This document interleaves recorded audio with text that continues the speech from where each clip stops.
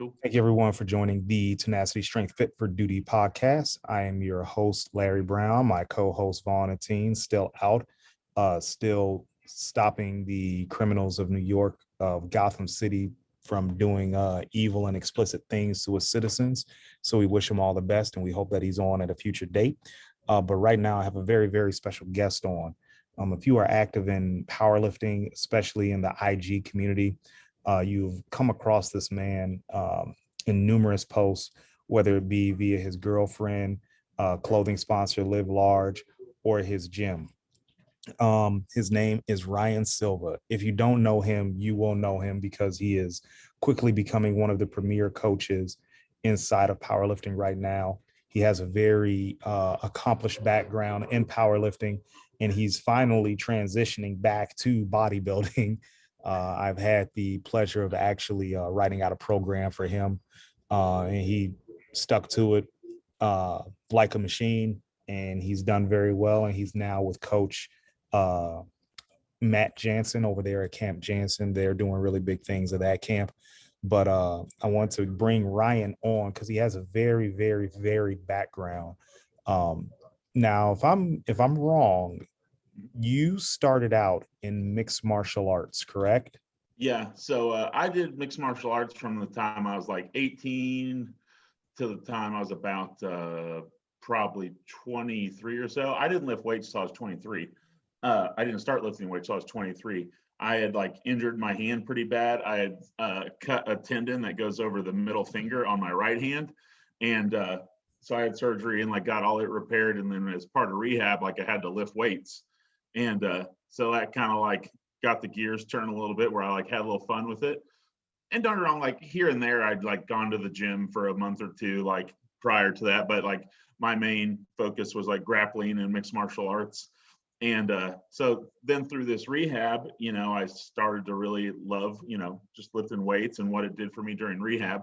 But then like part of the big driver to like stick with that was after I got out of rehab, I had a lot of scar tissue on the knuckles, that hand where I had major surgery. And like I couldn't make a fist like normal, and I like could not box like normal and grapple like normal.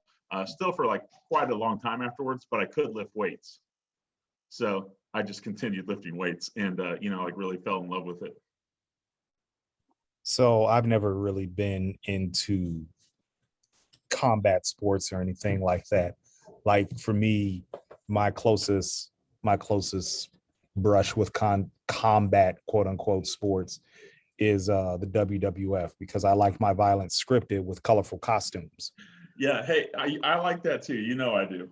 Yeah. So I'm trying to figure out what was the motivation for you to say, okay, I'm going to go into an octagon and I'm going to punch somebody in the face. And if they punch me in the face, I'm completely okay with that.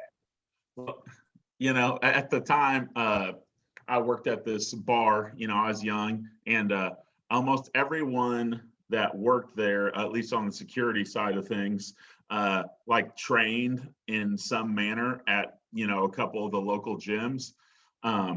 So, I was already training Brazilian Jiu-Jitsu all the time at like 18. And then just being around everyone all the time, you're with your friends, you're like, well, this is fun. You know what I mean? And it was just fun. And, competing in all these things just always became like a natural extension of like becoming, good or at least serviceable at them. And then you like want to test your skills, I don't know, I'm developing all these skills to just come in here and do nothing with them in the gym every day. Like getting better is cool. But I'd like to see how those skills stack up against someone else doing the same thing. But it's still somebody punching you in the face, which I'm not. So I have a very low pain tolerance, right? Yeah. My wife has a very high pain tolerance, and she has a mean right hand, right? Like I'd be so close to just be like Joe Lewis in her ass because her hands are so damn heavy. They're like ham hocks. Yeah. And if she hits me in the arm, like it hurts. Like it legit hurts. Right. So like you're still getting punched in the face. So at what point was it that, hey, I know you had the surgery, but like there was no other outlet that you could do, like taekwondo, karate, anything like So that. everything was striking, involves your hand. And it was like, so there's this really built up scar tissue. And then so anytime you'd like strike anything with that hand, there's like this weird like electric shock that would like go up your arm. It did not feel good. And grappling was okay. And I continued to grapple for a few more years. But eventually in a couple of years, I like moved to Houston with a girlfriend at the time. And I don't know, I like really enjoyed who I trained with, in Kansas City and stuff like that. And I just like never found a gym that I really enjoyed in Houston. But Houston does have like a very good, bodybuilding scene and some powerlifting. So I definitely kind of like immersed myself in that a little more when I got down there, when I like didn't find a MMA or jiu-jitsu gym that I really loved to be at. So let's start the transition. Now, which did you fall into first? Was it powerlifting or was it bodybuilding? Or was it a combination of both? Kind of a combination of both. So I was pretty lucky, so I'm a little bit older like you. I'm 36. And so when I was getting into it, like forums were still a thing. I don't know if they really are now or not.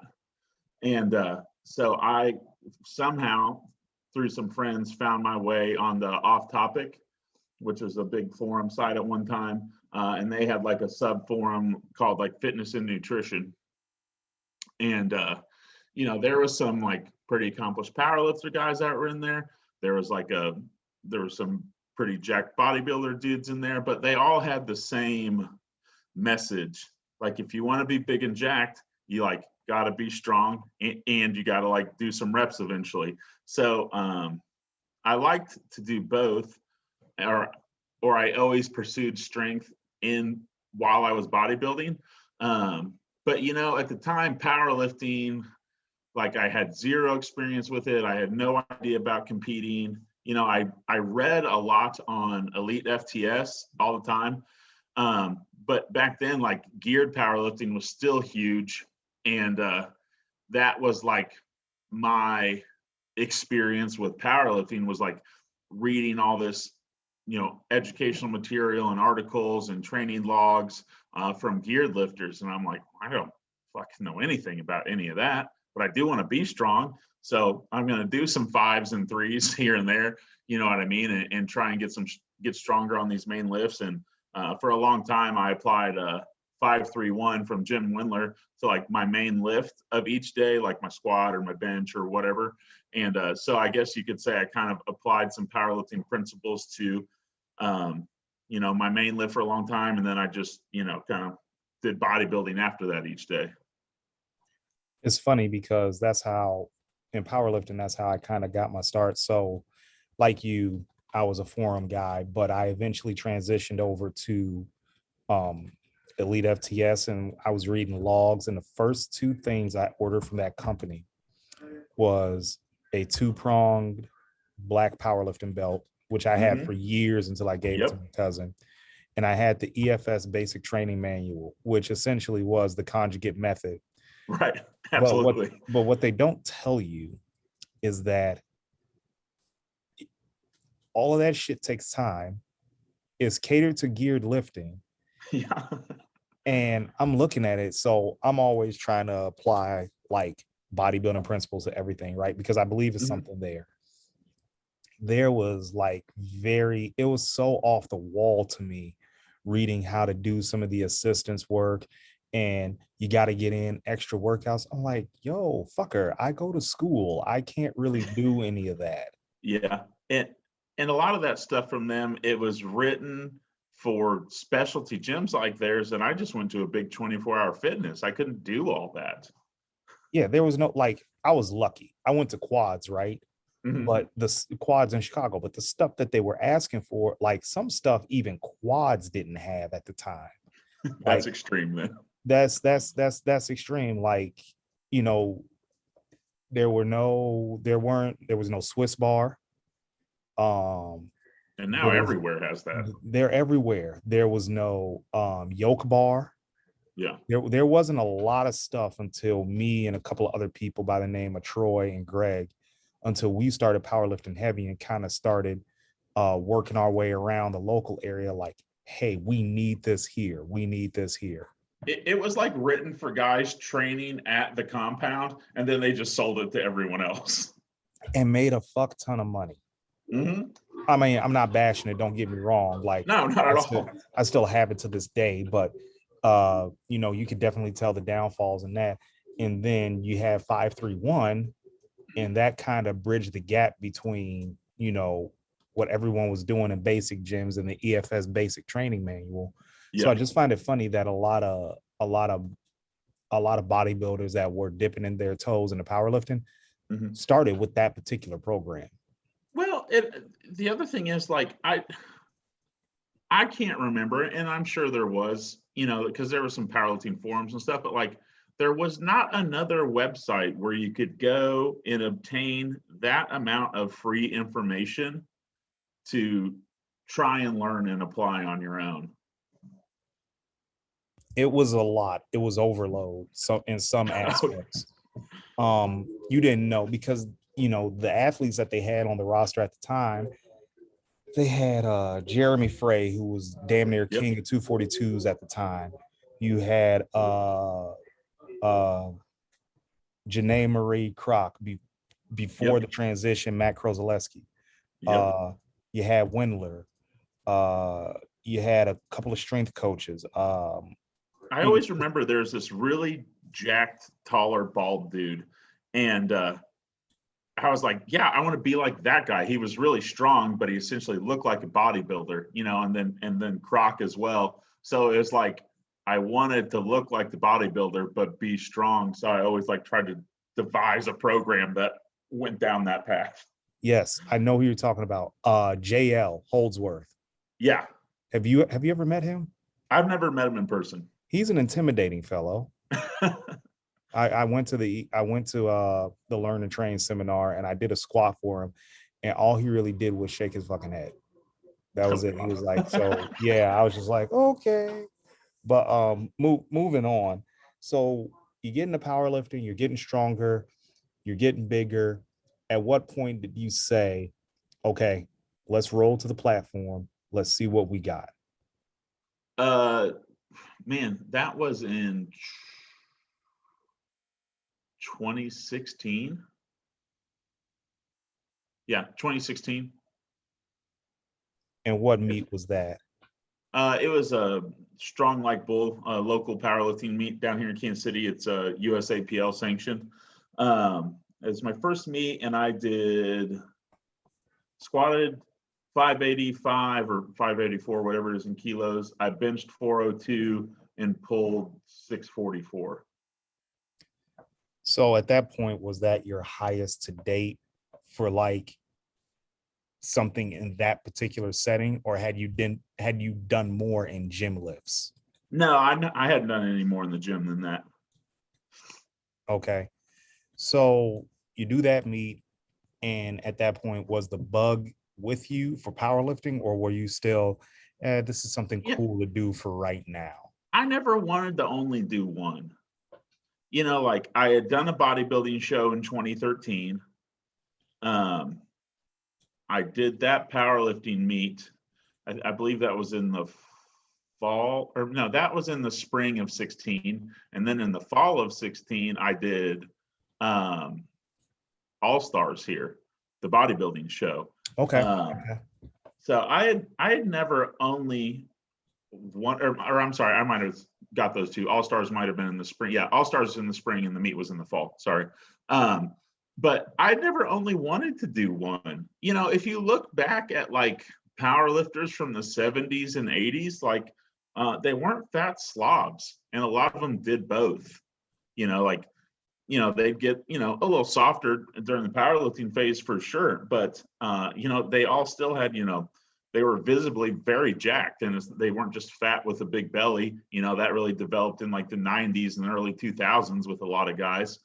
But that's not what it was. And so I was like really attracted to that like nostalgic look where like you looked like you could do both. Yeah, and when I see that, do you ever remember this website called 70s Big? 100%. Okay. I think I may have ordered a sweatshirt from there at some point. Okay, so I think of guys like John Gamble. I think of guys like who did they have? It was not, I'm not thinking Doug Furnaw, but the Doug big Young. Doug Young. Doug Young. That is the Yes. prototypical power bodybuilder. Yeah, like that. I'm into that. Yes, that's if you could pick out a person that you want to look like, bodybuilder or not, Doug Young is like the man. Like you just look at him and you're like, that guy's the fucking man, you know? That's it. That's it. You want to look like him.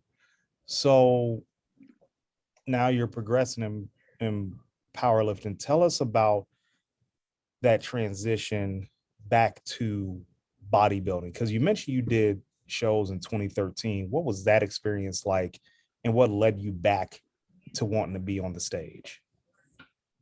I fell in love with bodybuilding. Like that's what made me want to keep going. Like after rehab was like, I thought it was really cool. Like, I'd always grown up a pretty skinny kid or skinny fat, in reality. And, I was like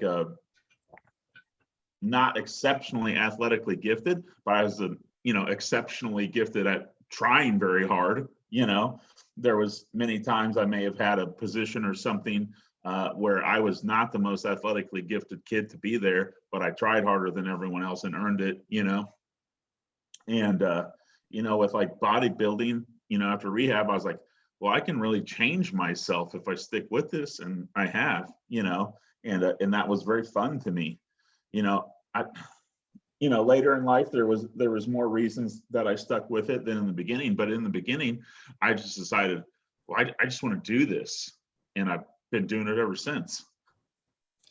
So now that we are kind of on a journey back to the stage, what are some of your training principles? What are some of the things that you believe in that are universal to beginner, intermediate, and advanced lifters? I think everyone needs to have sound mechanics when they lift.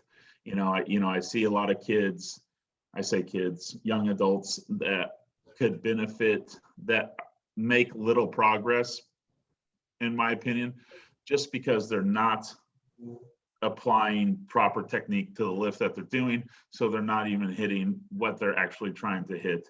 I think that's the main thing, or the main one. And then I think there should be a proper level of intensity to all the sets you do, because otherwise, if there's not, we could just do sets endlessly. I want the sets to have a point. And that's different for everyone, because I do think a little bit how people train and train successfully is a little bit tied to their personality. There are some people that are not going to be high intensity trainers. You know what I mean? Some people just don't get down that way. So they're going to need a little bit more volume. But I still feel even with the volume people, it should be an appropriate amount of volume that they can take to a level of intensity to drive progress. And so you've got to play with that a little bit if they're that kind of person, and then if someone is an intensity trainer, I love that, because they can get more done on less sets if they're willing to take it to the brink. Here's a question, and I'm sorry to interrupt. No, you're fine. And this is something that I've encountered with myself and with a couple other people that I've trained with. Do you find that your training changes as the seasons change? Like, it's very weird phenomenon. Like, meaning you do more volume in the summertime, or you do more volume in the wintertime because you can eat more food and recover, or you do more volume in the summertime because you get a really good pump, you want to walk around pumped up, you get to have food with friends. Like, do you get that, or am I Maybe just a fucking weirdo?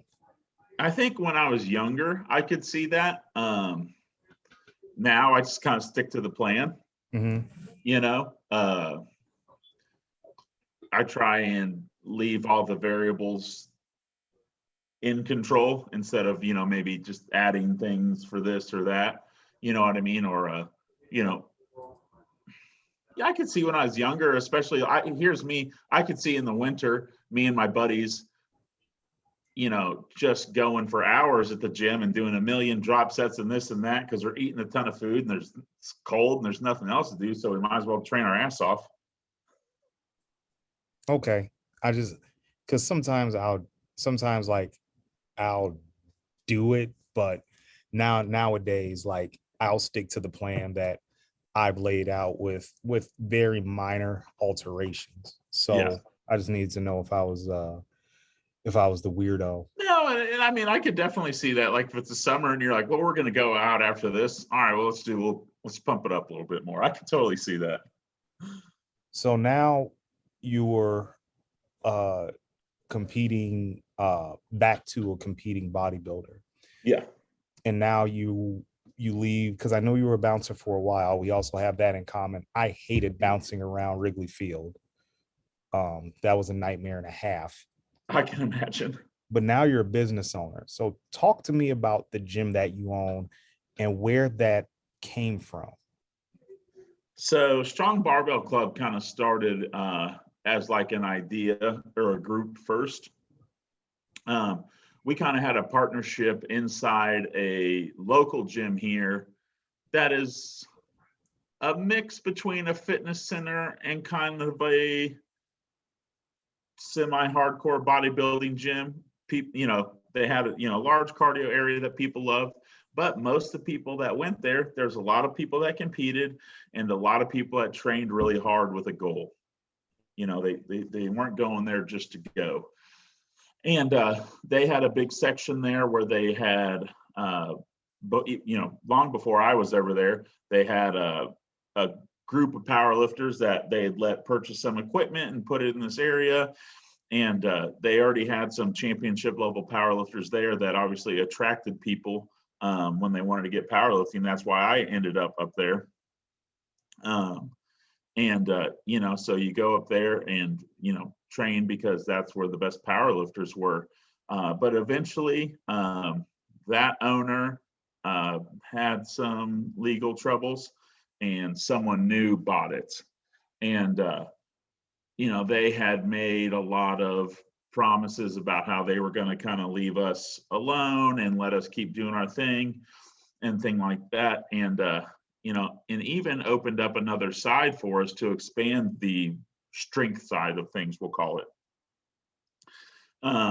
But as time went on, we butted heads more and more because we were going to run the strength side and they were going to do that part. And then, we would make money off our training and stuff, but it was just a mutually beneficial deal for everyone. But then they wanted to come over and, putting their hand in our side and trying to dictate it. And eventually we just said, we could do this better on our own and make more money. So we just ended up, parting ways and finding a building and opening our own gym. We'd built a pretty loyal following. So that made it easy when we were deciding to leave, that we probably had already like 100 built-in members. Now, with you starting your own business, what were some of the difficulties that you encountered early on? Because a lot of people think that owning a gym and building a gym is all sunshine and rainbows. Well, that's the same thing people think about bars too, and I've, run several bars down here at Power and Light where we netted several $1 million profit at the end of the year, but that's hard work. It wasn't easy to make that, And that's the same with the gym. The best thing we did for the gym was not go into debt to open it, relatively speaking, a few $1,000s, not much.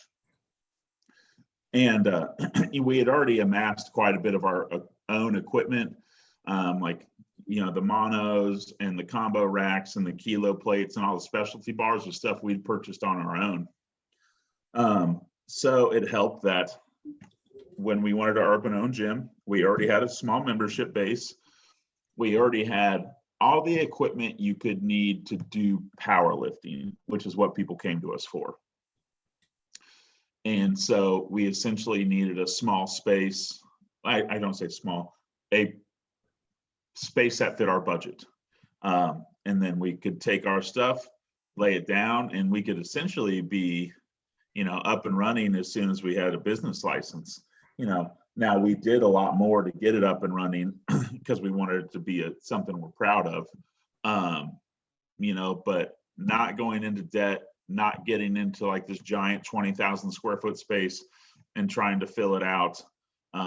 Starting small and growing with your membership base is the best thing that we ever did, so that we didn't run into any troubles maybe on the financial side. Really the biggest problem that we had is we had got a building, and we'd been kind of renovating it and letting the people we knew train there while we were renovating it. And 2 weeks before we're supposed to open to the public, a big storm comes through and collapses the roof on the building. So we go to the gym on a Sunday morning and we see that, and we literally have to tear everything out of the building, find a new space, lease it, and move everything in the next few days. That way we could be open for the correct opening date. So now we have this gym, we have lifters in there, and now we're watching people train. Where are powerlifters going wrong in their training? Too much just squat, bench, and deadlift. So you're a big believer in assistance work builds the lift. It can help either build where you're muscularly deficient, which can help build the lift, or it can help with deficient movement pattern depending on how you choose to attack it. But more than that, like I coach Andy Huang, and I'm friends with a great handful of many other top tier powerlifters, and many of us talk. And anytime we all talk and we're just shooting the shit, everyone says, well, when I did powerlifting / bodybuilding, I never felt near as beat up, but you're hitting things from a lot more angles, a lot different mobilities on the joints and things like that. I think people just get too stuck into like only the single plane of motion for the big three, and and that's what leads to deficiencies in the body and things like that, and why people get so beat up. Everyone I know that trains the squat, bench, and deadlift hard and appropriately for powerlifting and does their accessories like a bodybuilder, if we look at everyone across the top of the weight classes now, that's what they all look like. They all look like power bodybuilders. Even the big 308 guys now look like that. They're not fat anymore. They're all 6'5" and jacked. It's not 5'10", 5'8" guys that just got out of shape anymore. And that's crazy that people haven't made that link, that like not fat moves weight, but muscle moves weight still, right. even in 2021. I saw your girlfriend actually an IG story from a meet that you guys went to a couple of weeks ago. Yeah. About how people were still eating fucking gummy bears in oh god, the meat day nutrition is absolutely atrocious. What is that, a lack of knowledge or a lack of discipline? It's potentially both, but it's also them putting too much faith in what their favorite Instagram powerlifter does, who also probably doesn't have a great handle on nutrition. They saw someone doing it on Instagram and then they do it, and now it's like rampant that people are like eating, if I tried to explain to them that the Carbolin I drink during the workout is efficient at fueling my workouts because it's a high molecular weight, low osmolality carb, and that's why it travels through the gut and gives me energy very quickly, they would have no idea what I'm talking about. And they're like, can't I just eat gummy bears that has sugar in it? That's a carb. Yeah. And I've, the gummy bears, the endless energy drinks. Now that's a thing too. Now Yeah, I'm guilty of drinking my share of energy drinks, but damn, it gets a little crazy with some people. it gets very crazy. I actually had to cut mine back, not because of heart palpitations or anything, but because I was scared of the effects that could potentially happen. Yeah. So now you're training and all that, and you said you're 36, 37? Yeah, 36. Okay, so now we're in master's range. Whether we like it or not, we're in Dude, master's I just range. don't think of myself that way. I still feel 25.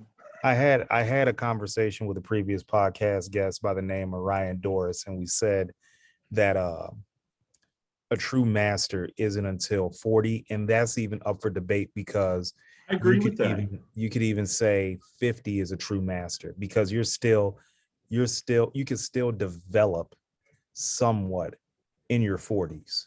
But once you get to 50, you're what you have is what you have. I agree with that. I've never entered an age division of anything in my entire life. Whether it was jiu-jitsu tournaments or bodybuilding, powerlifting, I've just done the open division. Why would I do anything else? Until it was just clearly evident that I was no longer cut out for the open division. And you sound exactly like me. I've just done open. That's how I was raised. Raised, quote unquote, in bodybuilding. You just do the open. I mean, you do the novice for shits and giggles to get a trophy. Hey, look, baby, I got a trophy in the novice. What's that mean? Nothing. It means I'm a champion. Oh, don't worry about that. I got first there though. Yeah. See, so, I just find it so odd that a lot of people consider once you get over 35, like you're over the hill, and like a lot of 40-year-olds are like, no, we're still going to do the open. We're still going to rumble with these young guys because we still have what it takes. Talk to me about training an older individual who's got years in the sport versus training somebody who's younger. Someone that's younger, as long as they're fundamentally sound in their lifts, I probably don't have a problem letting them do, squat, bench, incline, shoulder press, deadlift, maybe first in their workout. Some of those really base building movements that when you're younger, you can push hard pretty much without fear of injury and really just put on some slabs of muscle and develop incredible strength early on in your lifting career. Whereas with an older trainee, I would probably sequence those back in the training a bit, if squatting hurts their knees, you don't have to squat, stuff like that. Like let them push just as hard, but use some machines that feel good and they have a good mental connection with when they push hard. You know what I mean? Don't put them back on things where they got injured before, and then that's constantly in the back of their mind when they're trying to push hard, because then they're always going to leave some in the tank. And that's funny that you should bring that up because are you familiar with Joe Ken? He's a strength coach. He used to coach for the Carolina Panthers. It sounds really familiar, but not terribly. He's known as Big House Power online. Okay, yes, I know who that is. Okay, so I tweeted out that I'm going to have to drop incline press for my exercise selection. I don't know if it's my labrums, but my shoulders hurt when I do it. When I get to full extension on the lift at the top of the movement, I feel like something is seizing up inside of my bicep tendon. So, I have trouble with it. I'll send you a link. I bet it's not what you think. Really? Please send me that link because I like the incline press. But I would tell you, I bet it's your infraspinatus and supraspinatus not doing a great job of what they're supposed to do, and they share the same nerve canal. as the bicep tendon as it runs up towards the neck. And a lot of times when they're not doing their job, it presents itself as bicep tendon pain. Okay, then I will definitely use whatever they recommend in that, because like I said, I like incline press, but being an older individual, I have to take some things out. Yeah, for sure. More specialty bars come into play. Like for instance, there's a transformer bar on the way of where I train at. I own one. I love it. You have it? Yep. Okay, so like I'll be using that. It's great. You'll love it. I'm absolutely ready for it. And I think, see, this is what I call the Branch Warren syndrome, right? As much as I love Branch Warren, like we can't be on the yeah buddy training system forever. Yeah. Right? The dumbbells are going to have to, the heavy dumbbells are going to have to be put by the wayside. Like you can do them, but just not as frequently. Yeah. So I think the older population definitely need to get that in their mind so they can have, because this is all about longevity. And, am I right at the end of the day? Yeah. Well, so, my thing is like, if you have a problem with something like that, like the other thing is at times, I think we lack a good, because I think activation is a stupid fucking term because your muscles are activated all the time, or like you would just fall down if your ass cheek wasn't activated. But anyway, people lack a good neuromuscular connection with some of the things they're trying to train before they try and train it hard. So I'm a big proponent of warming up enough to where your body temperature is actually raised a bit and you're warm, and to where like you have a good connection already formed with what you're about to train. Like, so I don't mind, having a cable or fly or a pec fly or a pec deck, first on a chest day, or, leg extensions and adductors before you squat, or, any number of those things. So you've got a good connection and your joints are warmed up and your muscles you all have a good connection with them. So you're using your muscles to move the weight from A to B and not just strength only to move from A to B. And I think that's important as you get older, especially to stay healthy and be able to train hard for as long as you want to. Now, if you're in a less restrictive endeavor like powerlifting, because bodybuilding, you can kind of avoid hitting things. But now when you get into powerlifting, you're confined to 3 big lifts and you have to demonstrate maximal strength on those lifts. How do you train an individual in, say, their 40s and 50s? Let's just throw volume out the window, because we know we have to regulate volume according to recovery abilities. Right. How do we program them in terms of movements? Like sequencing, or like how we're going to, like sequencing, so honestly, for someone like that, I think, and I don't know if you'll be familiar with this, but like something like the winning warm up is a good idea. Okay. Where he does, say that someone's going to train push today or chest, and so he's got them doing, and it's a little circuit, 3 or 4 sets of 20-25 reps on each of these movements. But tricep push downs, lat pull downs, feet up dumbbell bench. Like, let's get some blood flowing in these joints. Let's get a connection going with these muscles. Like, let's get our body warmed up and feeling good and ready to work. Gone are the days where, if you're 40 or 50, gone are the days where you can just lay down under the bar and get to work. You're done with that. Yeah, and definitely certain pieces of equipment you're done with. Yeah. I've absolutely had to change the way I do a dumbbell press or an incline dumbbell press. I have to tuck my elbows in a little bit more. And I've actually come to find out, because you follow Paul Carter and some of the N1 stuff, right? Yeah. Yeah. So I found some of those adjustments for my dumbbell pressing to be more effective. Well, we've been led astray by genetic anomalies that we've seen forever and how they do it, when in reality, finding out that, this is the correct way would have been better for us all along. Speaking of genetic anomalies, in your opinion, what's the role of science in training? I think there is certain scientific principles that obviously we've seen work and can be applied. There's especially from the Russians and, the Americans and stuff like that, but the Russians have great training programs based all around science. I think it definitely should play some role, especially more so in powerlifting. But I think people get really paralyzed by it. I think you just need to be cognizant of what the science says and try to train with some generally sound principles. I just see so many people with like their feet stuck in the mud about science, because the science says in that one study from 2002 that this should work. And I'm like, yeah, but that's not you, bud. Maybe, there's your own variables as a human you have to take into account. And I still think no matter what, because we've seen people on terrible programs make great progress, that effort is always going to trump everything.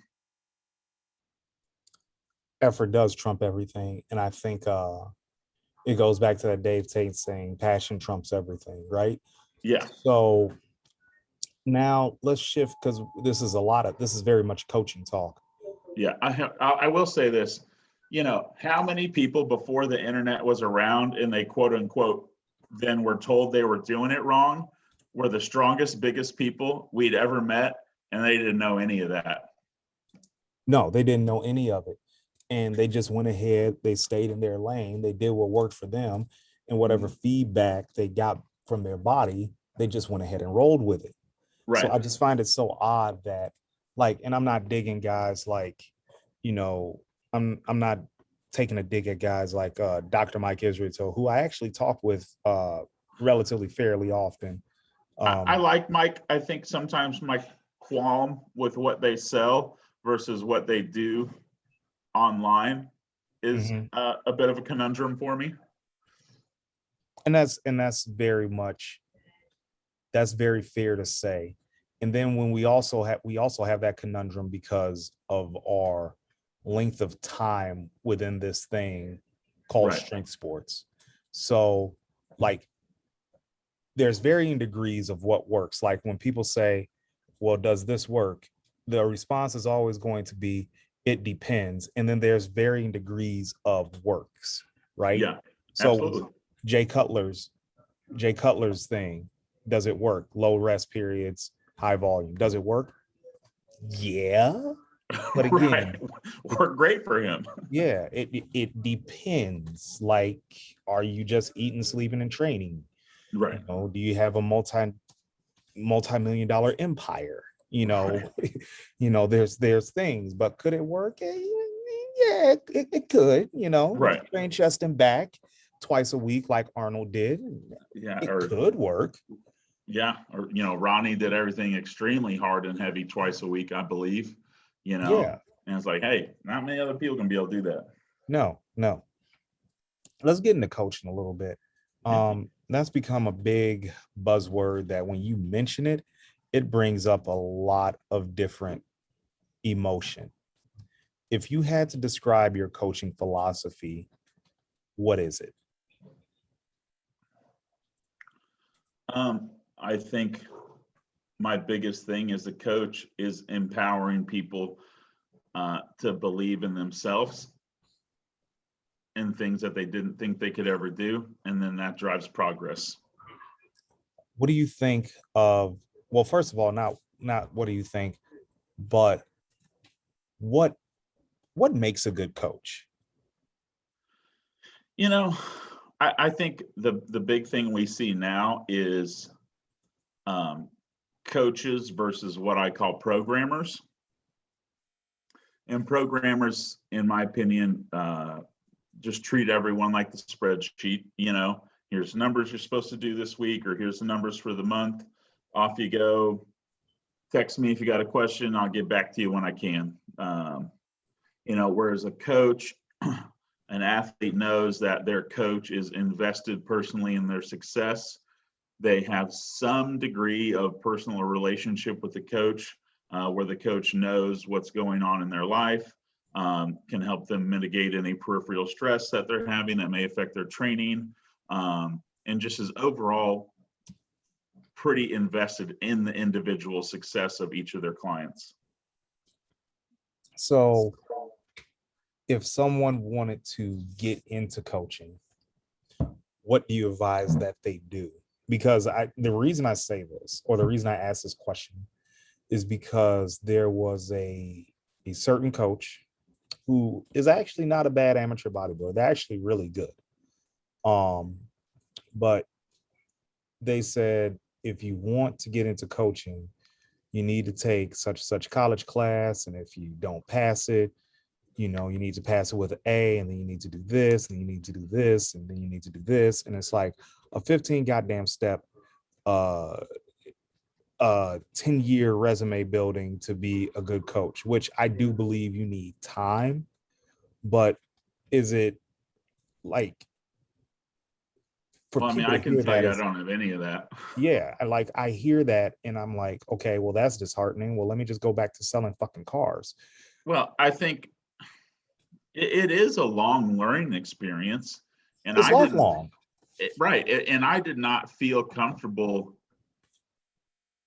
charging anyone for help until a few years ago. But before that, I just tried to help my friends when they need it, and then continually learning and then applying the new knowledge that I acquired all the time. Do you feel bad for wasting your knowledge on people that didn't execute the plan? I don't. Because they like, I beat myself up sometimes. Like, people ask me for a workout program and I'll give it to them, and then they don't follow the shit. And I'm like, Now, I could deal with that. I could deal with that. But what annoys me is that, well, can you throw this in? Can you throw this in? You came to me for a muscle building program. You're not running a fucking marathon. right. I don't, we've all had that experience. I think the next time they contact me, I'm probably just slower to respond. Like, you didn't really do it that time. I'll get back to you tomorrow or something and see if you're still bugging me about it. I really have quite a bit of patience. Probably God-given to my mom and then passed on to me a little bit, because my mom is an absolute saint. But then also, so after bouncing, Larry, then I managed nightclubs for about 10 years. And let me tell you what, buddy, you got to have some serious patience to deal with the patrons, the staff, and then the money side of things. So I've developed a thick coat of patience over my skin, you could say. And so I don't get too offended by that stuff. Where do you see yourself going as a coach in the next 5 years? And then on top of that, when people mention your name in 20 years, what type of legacy do you hope to leave? In 5 years, I would like to be considered, and I'm actively pursuing more knowledge all the time. Like, I'm in a coaching mentorship with Matt Jansen now. I'm always actively pursuing more knowledge on the bodybuilding or on the powerlifting side of things as well. I would like to be considered at the top tier of both fronts. And I don't mean I have to coach a Mr. Olympia, but just that I'm a good bodybuilding coach and I'm a good powerlifting coach who leaves a positive impact on the lives of my athletes and does have the ability to help them achieve the goals that they do have. Speaking of some of your athletes, you are one of the few ones that I have seen that have taken, namely women, to a big time stratosphere. Talk to me about your clientele on the female side, and what makes it, is it easier to work with a woman than it is a man in powerlifting? I think women question less and do more. Mm-hmm. Maybe because men grew up reading, and not that women couldn't or don't, but so many men grew up reading Flex or this and that, or their buddy's dad who benched 405 in high school told them this is the way to do it, and this and that. And you run into more women with an open mindset on how to get it done. I also think women generally work harder. Now tell us about some of the clients that you have that are putting up some really, really good numbers.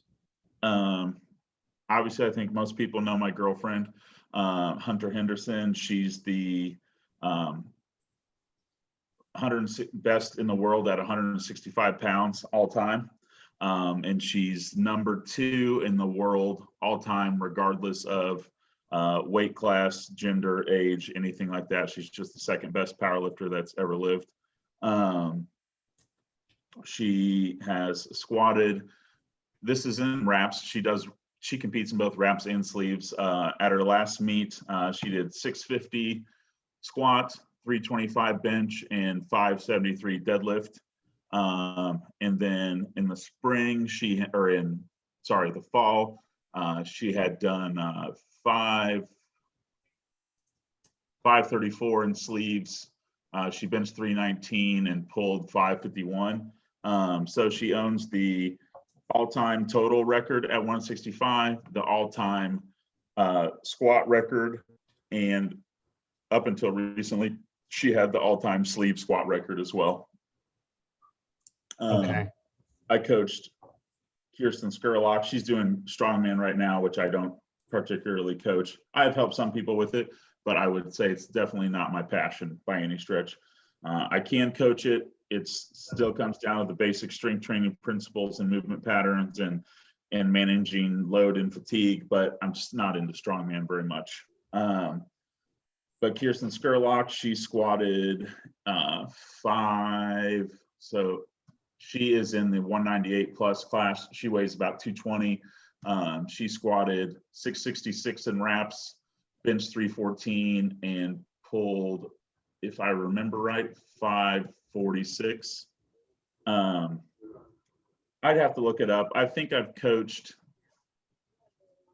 like 6 women to over 500-pound squats, around the same on deadlifts. Probably about 4 women to over 300-pound benches. And then I've probably got around 20 women that all squat between 315 and 420. I've about the same women who bench between 185 and 250, and probably another 20 that deadlift, 365 to 450. Tell us about how this relationship that you have with Hunter Henderson, how did that come to pass? Okay, so my best friend since I've been 16 trained, and he was a longtime training partner for me, but then, married life and kids and all that. So it's got to focus on that. Our time schedules didn't match up. I worked at night, he works during the day. So he trained at the gym that she went to. She saw the 2017 US Open. She saw Stacy Burr, and she's like, that looks cool. I want to get interested in powerlifting. And so she asked my best friend, hey, do you know anything about powerlifting? He goes, I don't, but I know who you need to talk to. Okay. And so we just set up a meeting where she came up to Strong Barbell Club and met me. And the rest is history, man. Okay. Very, very, very simple beginning. Yeah. I want to get into a little bit about, oh my goodness. I'm sorry, the time is slipping away from me. I want to get into a little bit about your relationship with Matt Jansen. You mentioned that you are in a coaching mentorship with him. Uh-huh. What are you learning so far? And my other question for at least for me, is a coaching mentorship worth the time and money? Matt, we started at the beginning. I will give Matt a lot of credit. He respects my coaching ability and that I have already coached a lot of people to a very high level in powerlifting. So, he's very open to what I have to say, especially on the training side of things. And so it's always nice when someone who is accomplished, especially in a somewhat different field, still respects the knowledge that you have. But with Matt, he's like, I'm just going to teach you everything that I know. And I'm going to show you the mistakes I made along the way, what I did to fix them. And I mean, we're starting from just literally how he runs his business, basic client assessments, how you build a plan, how you adjust a plan, contest prep, PEDs, just literally the whole gamut. He's just teaching me everything he does and how he does it. Now, there is only so much you can get there because you still have to experience it and try and make changes to things and try things on your own in real life. So you amass this amount of knowledge, but you've still got to go out and apply it and get experience firsthand, get the feedback from people's bodies and things like that on how you're doing stuff. So I think the next question is will you eventually go down to Revive and, get some one-on-one with him? Yeah, I would love to do that. We've kind of talked, you and I personally, about, competition plans that Hunter has and stuff like that are kind of taking quite a bit of time.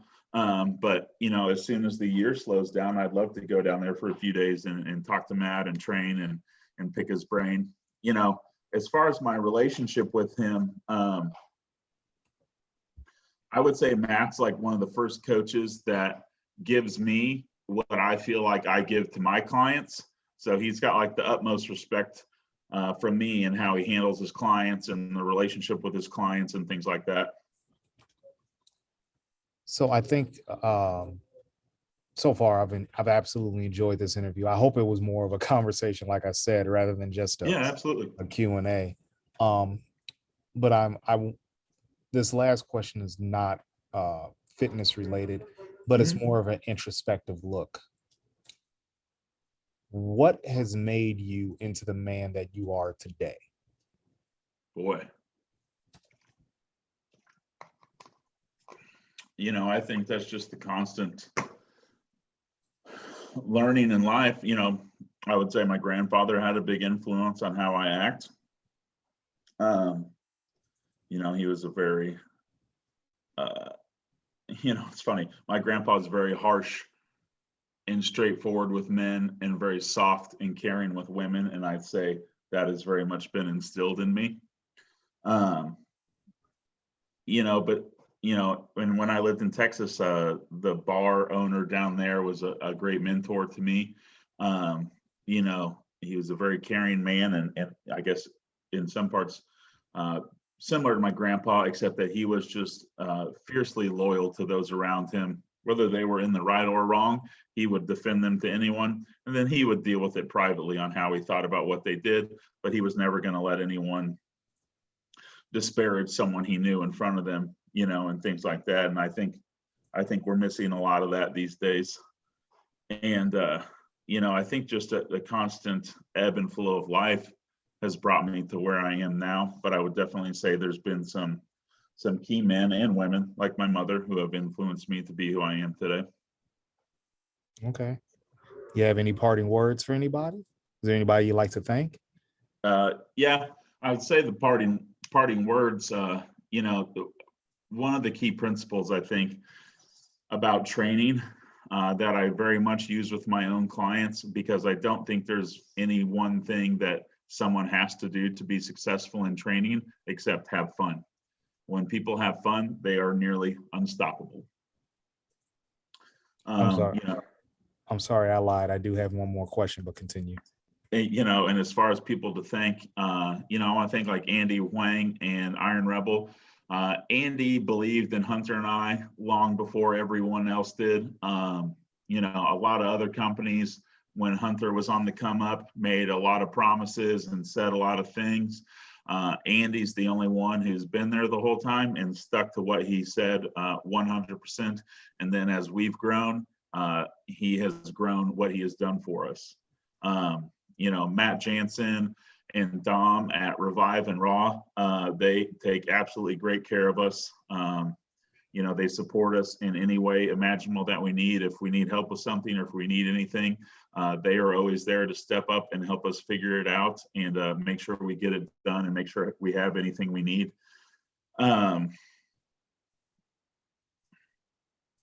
trying to think if there's anyone else really. That's the main ones that, have been very consistent with their message of support through everything. Tell me about your relationship. Speaking of support, tell me about your relationship with Live Large Clothing. Oh, Live Large is awesome also. I always forget because they sponsor Hunter technically and not me, but they always take care of me also. Live Large is awesome. They're like very blue collar grassroots or whatever you want to put it. Nick, the owner, he used to be like a hardcore music tour manager and things like that. And he's very down to earth. Nick just wants to have a good time, wants his athletes to have a good time, wants powerlifting to be awesome. And again, another person that, just supports us in any way. They're a company that pays real cash when Hunter sets world records and does things like that. A lot of people talk about stuff. Not everyone steps up to the plate, and they've always done more than their share of stepping up to the plate and being supportive. Like Raw and Revive, they will make sure that we have anything that we need, and are ultra supportive again since the beginning. They've pretty much been there. Awesome.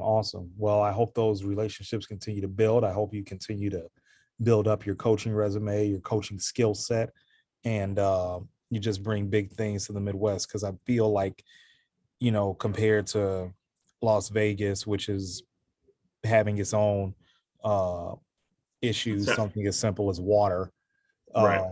I think the Midwest compared to the East Coast and West Coast kind of gets lost in the shuffling, kind of shit on. But I tell people, if you want to be a good bodybuilder, if you want to be a good power lifter, one of the places you need to be, if you can stand the shitty weather, is Omaha, Nebraska, and Kansas City.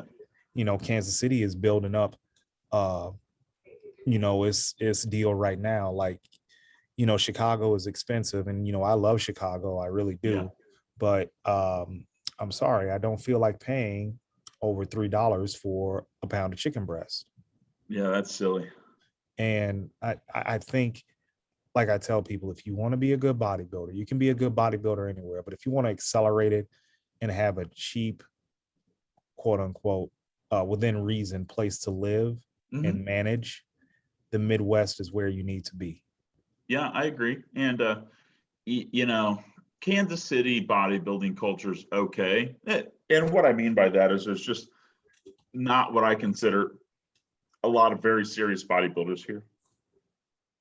Everyone's super supportive. They're nice. I don't want anyone to take it that way, but just overall, we've got what I would call one true bodybuilding gym here, and that's Flex Fitness that Jason May owns.